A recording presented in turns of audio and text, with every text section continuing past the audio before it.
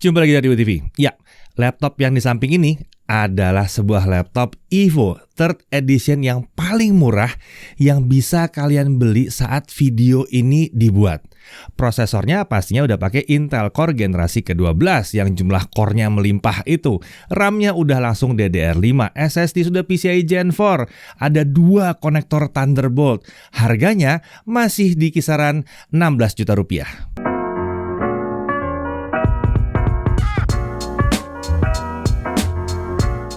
Ya, laptop ini adalah MSI Summit E14 Evo A12M nama tepatnya ya. Kalau namanya Summit berarti ini adalah laptop bisnis kelas atas dari MSI. Tentunya laptop ini tidak dikhususkan untuk pebisnis saja. Pengguna biasa tetap cocok pakai laptop yang satu ini. Terlebih lagi laptop bisnis itu pasti punya fitur keamanan yang lebih lengkap dibandingkan laptop biasa. Bahkan di laptop ini ada fitur unik untuk melacak keberadaan si laptop. Nah, kita mulai aja dari spesifikasinya ya. Untuk prosesor pakai Intel Core i5 1240p sesuai dengan syarat Evo terbaru yang core-nya udah harus generasi ke-12. Kita emang memilih untuk ngetes yang Core i5-nya karena harganya menarik banget ini. Nah, codename dari prosesor ini adalah Alder Lake, fabrikasi sudah Intel 7, base powernya 28 watt karena dia versi P. Dia punya 12 core, 16 thread, 4 performance atau P-core dan 8 efficient core atau E-core. Intel Smart Cache-nya ada 12 MB. Integrated graphics-nya pakai Intel Iris Xe Graphics dengan 80 execution unit. Untuk RAM-nya 16 GB LPDDR5 4800 MHz dual channel. Onboard nggak bisa di-upgrade, tapi ini sesuai dengan syarat Evo ya, harus dual channel minimum 8 GB. Ini udah langsung 16 GB. Untuk storage 512 GB SSD M.2 NVMe dengan PCIe Gen 4x4. Sesuai syarat Evo lagi, minimum adalah SSD NVMe PCIe 256 GB. Minimum ini 512. Untuk wireless connectivity dia pakai modul Intel Killer Wi-Fi 6E AX1755S. Tentunya support Wi-Fi 6E yang bisa pakai band 6 GHz, 5 GHz dan juga 2,4 GHz. Dia mendukung pula gigabit Wi-Fi dan Bluetooth versi 5.2 sesuai dengan syarat Evo yang baru, harus Wi-Fi 6E di sini. Kapasitas baterainya adalah 72 Wh. OS-nya Windows 11. Untuk form factor ini clamshell ya, materialnya adalah aluminium. Tentunya laptop ini juga sudah lolos uji ketahanan standar military standar 810G. Jadi ada jaminan untuk durabilitasnya. Pilihan warnanya cuma satu, ink black, hitam. Untuk desain dari sisi penampilannya memang nyaris nggak memiliki perbedaan dengan yang pendahulunya. Laptop ini tetap tampil elegan tapi kalem karena warna hitam doff di sekujur bodinya. Logo MSI pada punggung layar juga menggunakan warna hitam glossy, jadi masih menyatu dengan warna yang di sekitarnya ya. Untuk ukuran, panjang 31,4 cm, lebar 22,7 cm dengan ketebalan hanya 1,79 cm.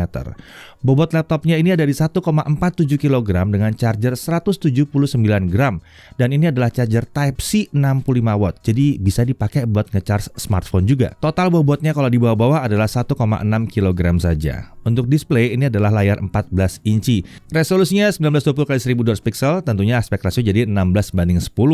Lagi-lagi sesuai dengan syarat Evo, minimum Full HD. Panelnya adalah IPS level. Menurut MSI, color gamutnya ada di 100% sRGB. Sementara berdasarkan ukuran kami, untuk tingkat kecerahan ada di 494 nits ya dalam ruangan. Ini tergolong terang ini, udah kayak HP aja nih ya. Sementara untuk gamut coveragenya ada di 95,7% sRGB dan gamut volume di 102,4 sRGB. Jadi masih lumayan cocok ini untuk content creation ya. Jadi walaupun namanya IPS level bukan berarti layar yang buruk, bukan. Ini layarnya keren ya. Nah, walaupun bukan layar touchscreen, laptop ini pakai permukaan yang glossy. Nah, ini memang akan sedikit memantulkan bayangan ya, tapi permukaan seperti ini tentunya akan menampilkan warna yang lebih cemerlang.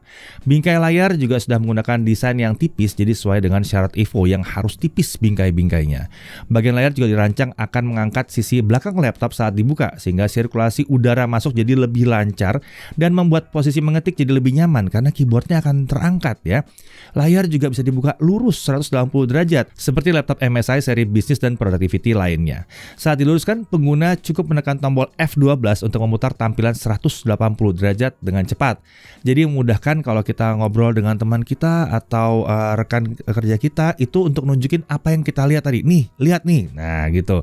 tek dipencet F12 langsung ngebalik bisa kasih lihat ke lawan bicaranya. Nah, untuk kamera, laptop ini dilengkapi dengan kamera infrared 1080p 30fps. Sesuai syarat Evo ya, harus 1080p 30fps minimum. Kualitas gambarnya tentunya ada peningkatan dibandingkan yang 720p 30fps. Tapi perlu diingat, kalau kualitas gambar jadi prioritas nomor 1, ya memang tetap aja pakai webcam akan lebih tinggi. Atau pakai kamera smartphone, ya tentunya akan lebih tinggi ya dari ini ya. Nah, untuk kamera ini menariknya dilengkapi dengan software Tobii Experience. Jadi laptop ini punya kemampuan unik seperti dia bisa otomatis meredupkan layar saat pengguna tidak ada di depan laptop supaya lebih hemat baterai. Dia juga bisa mengunci laptop saat pengguna tidak di depan laptop. Jadi aman, ditinggal aja gitu dia langsung kunci ya. Dia bisa memindahkan Windows dari sebuah aplikasi layar laptop ke layar eksternal cukup dengan memindahkan pandangan kita aja. Jadi kita cukup melihatnya aja yang digeser dari layar laptop ke layar eksternal, pindah tuh aplikasinya. Kemudian dia juga bisa otomatis mengaburkan tampilan layar saat ada orang yang ngintip dari belakang, sekaligus menunjukkan posisi pengintipnya ada dari mana. Asik ya. Jadi kalau ada yang mau ngintip-ngintip, nggak bisa tuh ya. Lalu dia juga otomatis bisa mengaburkan tampilan layar saat kita menoleh ke arah yang lain. Lagi-lagi ini fitur security banget ya. Kemampuan unik tersebut memang sesuai dengan syarat Evo terbaru. Ada fitur Intel Visual Sensing Technology untuk deteksi keberadaan pengguna. Nah, kemampuan kamera seperti ini semakin sempurna karena ditunjang dengan fitur Evo yang lain, yaitu Dynamic Background Noise Suppression yang dapat menghilangkan suara bising di sekitar saat video chat atau meeting. Untuk kemampuan seperti ini kita harus tes tentunya. Nah, hasilnya seperti ini. Nah, saat ini kami lagi ada di pinggir jalan raya. Seperti kalian lihat, jalan rayanya ramai sekali oleh banyak kendaraan. Jadi bagaimana hasil rekaman mikrofonnya? Nah, saat ini kami lagi ada di pinggir jalan raya. Seperti kalian lihat, jalan rayanya ramai sekali oleh banyak kendaraan. Jadi bagaimana hasil rekaman mikrofonnya? Gimana? Keren? Oke, kita lanjut ya. Laptop ini dilengkapi dengan 2 buah speaker dengan arah keluaran suara ke alas laptop. Disediakan software DTS Audio Processing untuk mengubah profil suara dan equalizer. Kalau untuk suara yang dihasilkan itu lumayan rapih ya. Cuma sayangnya kurang lantang di telinga kami, walaupun kualitasnya tadi udah cukup oke. Nah, untuk konektor dan tombol-tombolnya di kiri ada 1 HDMI, ada 2 Thunderbolt 4 yang udah support USB 4, power delivery, dan juga display out dengan protokol DisplayPort. Sesuai dengan syarat Evo, harus punya Thunderbolt. Di kanan ada 1 3,5 mm audio combo jack, ada 1 micro SD card slot, dan ada webcam lock switch untuk mematikan kamera secara hardware, jadi lebih aman. Kemudian tentunya ada 1 USB 3.2 Gen 2 yang 10 Gbps. Untuk desain tombol keyboard di laptop ini sebenarnya nggak banyak perubahan ya. Permukaan tombol tetap menggunakan warna hitam dengan sisi pinggir berwarna putih yang tembus cahaya. Akan tetapi cukup disayangkan tombol khusus untuk fungsi delete, home, and page up, page down yang dulu ada di sisi kanan sekarang sudah dihilangkan. Tombol ukuran panah yang sebelumnya sama besarnya seperti tombol lainnya juga sekarang dikecilkan. Tombol function pun dipindah ke sisi kiri yang membuat tombol kontrol di sebelah kiri mengecil. Tentunya keyboardnya juga dilengkapi dengan lampu backlit putih. Nah, backlit ini kan jadi syaratnya Evo. Nah, di sini ada 3 tingkat kecerahan yang bisa diatur menggunakan tombol F8. Nah, untuk area touchpad ukurannya sekarang lebih luas dibandingkan pendahulunya dengan posisi center to body.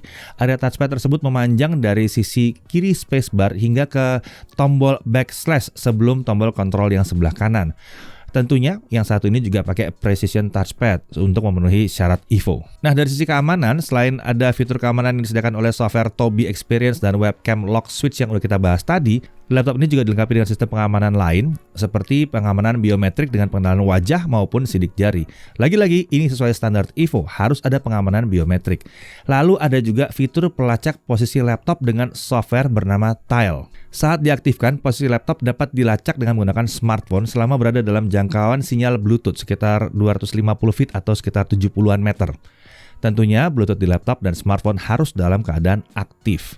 Pengguna cukup menekan tombol Find di aplikasi Tile pada smartphone, maka laptop akan mengeluarkan suara atau bunyi hingga dapat dilacak lokasinya. Bunyi ini akan tetap keluar ya, walaupun speakernya sedang di mute.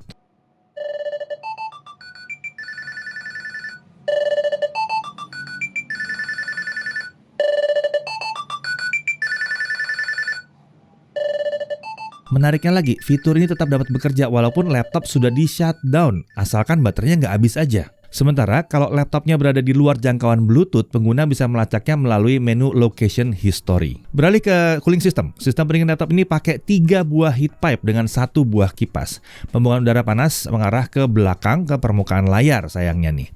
Nah, kita lanjut ke pengujian performa. Laptop ini menyediakan 5 profil performa yaitu Smart Auto, High Performance, Balance, Silent, dan Super Battery. Profil performa dapat dipilih melalui software MSI Center Pro atau dengan menekan tombol F7. Menariknya, di mode High Performance kecepatan kipas dapat diatur secara manual dengan pilihan Auto atau Cooler Boost, kecepatan 100% terus-menerus, dan bisa juga Advance. Oke, kita langsung aja nyobain pakai Cinebench R15, kita loop 20 kali untuk lihat konsistensinya ya. Di mode Smart Auto, skor tertinggi yang dicapai adalah 1286 poin. Nah, kalau pindah ke mode High Performance, skor tertingginya bisa mencapai 1947 poin. Ini jauh banget melampaui skor Core i5 1135G7 terdahulu yang rata-rata di 900 poin paling tingginya. Sementara itu, untuk skor yang bisa dipertahankan ada di 950 sampai 990 poin di mode Smart Auto. Kalau di High Performance, skor ini bergerak terus-menerus dari 1200-an poin sampai 1800-an poin. Kenceng bener sih ini ya. Nah, untuk suhu kerjanya pakai Cinebench R15 looping 20 kali, di mode Smart Auto prosesor itu perlahan naik dari 57 derajat Celcius hingga titik tertingginya di 75 derajat Celcius. Kemudian dia turun dan stabil di 68 sampai 70 derajat Celcius. Sementara itu kalau pakai High Performance dengan kipas 100%, suhu prosesor sempat naik ke 84 derajat Celcius, lalu kemudian turun ke 60 sampai 62 derajat Celcius. Setelah itu suhu prosesor akan kembali naik ke 88 derajat Celcius beberapa kali sebelum turun lagi ke 62 sampai 63 derajat Celcius. Ya, semua masih dalam batas aman ya. Pola pergerakan suhu tersebut kembali berulang sampai pengujian berakhir. Nah, untuk Gen 12 ini kita ada pengujian ekstra, yaitu pengujian Cinebench pakai e-core-nya aja. Saat kami uji, e-core-nya itu tertinggi bisa mencapai 873 poin dan sustain di kisaran 860-an poin. Ini udah mirip dengan Core i5 10300H di laptop gaming yang juga sekitar 800-an poin. Dan ini hanya e-core-nya aja, belum ngitung P-core-nya. P-core tadi kan lebih tinggi lagi.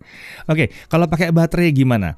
Kalau kita uji dengan baterai di mode High Performance, skor yang didapatkan itu di kisaran 1200-an poin. Ini berarti pakai charger atau pakai baterai, performance-nya ya emang sama baiknya aja ya. Lagi-lagi sesuai dengan syarat Evo, harus mirip performance-nya, dicolok ke charger atau tidak.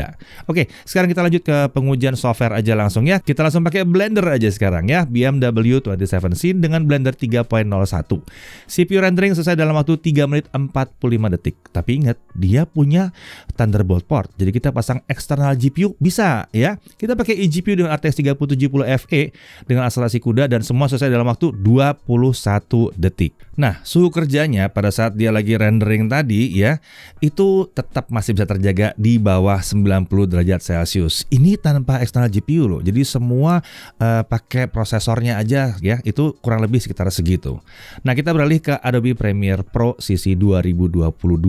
Kita edit video 4K 60 panjangnya 2 menit 7 detik. Lalu kita coba export ya. Software only selesai dalam waktu 11 menit 42 detik.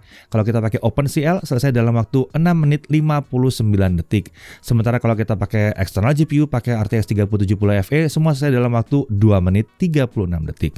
Nah, kalau dia Full HD 60 fps video yang sama, software only selesai dalam waktu 2 menit 1 detik, OpenCL 1 menit 46 detik, dan kalau kita pakai eksternal GPU ya hanya 48 detik saja. Oke, untuk suhu kerjanya pada saat kita render video 4K ya tadi, itu dengan high performance dan kecepatan kipas 100%, suhu prosesor terjaga di rentang 50-60 derajat Celcius saja, rendah. Sekarang kita pindah ke DaVinci Resolve, ini software video editing profesional yang gratis. Menggunakan video 4K 60 untuk YouTube yang 2 menit 7 detik, itu semua selesai dalam waktu 13 menit 19 detik. Nah, kalau kita pasang eksternal GPU pakai RTX 3070 Fe, ini selesai dalam 5 menit 16 detik. Kalau Full HD 60 fps, semua selesai dalam waktu 3 menit 50 detik. Kalau kita pasang eGPU, selesai dalam waktu 1 menit 27 detik. Oke, Saya tahu bahwa kalau pakai software satu ini memang prosesor sering panas. Nah, sekarang kita lihat kalau di sini gimana ya. Nah, dengan high performance kecepatan kipas 100%, suhu prosesor sempat naik ke 78 derajat Celcius, lalu turun ke kisaran 60 sampai 65 derajat Celcius. Lalu kemudian naik lagi ke 84 derajat Celcius sebelum akhirnya stabil di kisaran 61 sampai 65 derajat Celcius hingga pengujian selesai. Dan ini semua tanpa eksternal GPU. Jadi sebetulnya suhunya cukup terjaga di sini. Mantep ya. Oke, sekarang mari kita coba gaming dengan integrated graphics-nya. Ya kenapa enggak? Walaupun buat bisnis bisa dong kita pakai buat gaming ya. Dota 2 1200p ya, bukan 720p. Fastest render scale 100% bisa dapat 70 sampai 120 fps. CS:GO 1200p lagi. Settingannya di low kita dapat 65 sampai 125 fps. Genshin Impact 1200p. Lowest render scale masih 1.0 kali ya di sini ya. Rata-ratanya di 60 fps. Kalaupun turun itu cuma sampai 55 fps aja. Valorant 1200p low masih bisa dapat 120 sampai 170 fps. GTA 5 1200p normal, settingannya di tessellation off ya, masih bisa dapat 50 sampai 65 fps. Wow, mantap juga ya. Untuk suhu kerja GTA 5 30 menit di mode high performance, suhu core prosesor dan integrated graphics-nya ada di kisaran 61 sampai 66 derajat Celcius saja. Sementara itu untuk suhu permukaan body pada saat kita main GTA 5, suhu area keyboard masih aman di bawah 40 derajat Celcius. Sementara area paling panas ada di sekitar ventilasi pembuangan panas dengan suhu mencapai 42 derajat Celcius. Tentunya kalau palm rest aman di bawah 35 derajat Celcius. Oke, sekarang kita iseng kita tancap lagi eksternal GPU-nya dan kita main game AAA. Assassin's Creed Valhalla 1200p, settingannya di high, kita masih bisa dapat 50 sampai 65 fps. God of War 1200p, high, DLSS-nya di quality dapat 65 sampai 75 fps. Shadow of the Tomb Raider 1200p, high, ray tracing-nya di high juga, DLSS-nya di quality bisa dapat 60 sampai 100 fps. Ya, kalau pakai eksternal GPU ternyata prosesornya masih bisa sangat membantu sekali hingga kita bisa mendapatkan frame rate yang tinggi di sini. Untuk storage test kita pakai Crystal Disk Mark dan kita lihat bahwa kecepatan bacanya ada di 6554 Mbps. Sementara kecepatan tulisnya ada di 3927 Mbps. Ini luar biasa. Ini emang kecepatannya SSD PCIe Gen 4 ya, luar biasa. Emang kenceng banget di sini. Oke, lanjut ke pengujian baterai menggunakan mode Smart Auto dengan brightness 50%, volume 25%. Memutar video 1080p secara lokal, itu baterainya habis dalam waktu 10 jam 13 menit. Ini lagi-lagi sesuai dengan syarat Evo ya, minimum 9 jam dengan layar Full HD. Nah, untuk charging, 30 menit pertama tercapai 37%. Sementara untuk dari 0 sampai penuh butuh 2 jam 23 menit. Nah, kalau mau umur baterai lebih awet, ada fitur Battery Master dengan pilihan AI Charger, Best for Mobility, ini baterai di charge sampai 100%, ada Balance, baterai di charge sampai 80%, dan ada Best for Battery, baterai di charge hanya sampai 60%. Ini berguna kalau kalian mau baterainya lebih awet saat memang sering dipakainya di atas meja aja, dicolok listrik terus. Untuk harga, ya sebenarnya ini bukan 16 juta, ini 15,999. Jadi harusnya 15 jutaan, tapi ya sudahlah ya, anggaplah ini 16 juta kurang 1.000 rupiah. Itu harga resminya. Siapa tahu dapat diskon ya.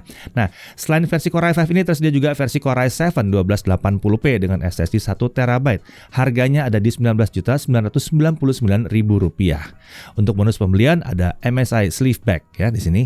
Nah, hal yang perlu diperhatikan, pertama, suara speaker rasanya kurang lantang di sini ya. Pengisian baterai juga belum 2 jam. Ini 2 jam 23 menit totalnya. Jadi agak lama sebetulnya. Kita targetnya bisa 2 jam. Kemudian dari sisi menariknya, dia sudah memenuhi kriteria Evo yang terbaru. Prosesornya sudah pakai yang 12 core. Performa turunnya sangat tinggi untuk laptop Core i5 yang tipis ini. Masih kuat untuk gaming tipis-tipis dengan integrated graphics sekalipun. Suhu kerja dalam batas yang aman untuk yang versi Core i5 ini. Dan ada pengaturan manual untuk kecepatan kipas. RAM-nya udah langsung yang DDR5, walaupun sebetulnya prosesor ini bisa aja dipasangin sama DDR4. SSD-nya udah PCIe Gen 4 yang kencang, layar 100% sRGB dan terang.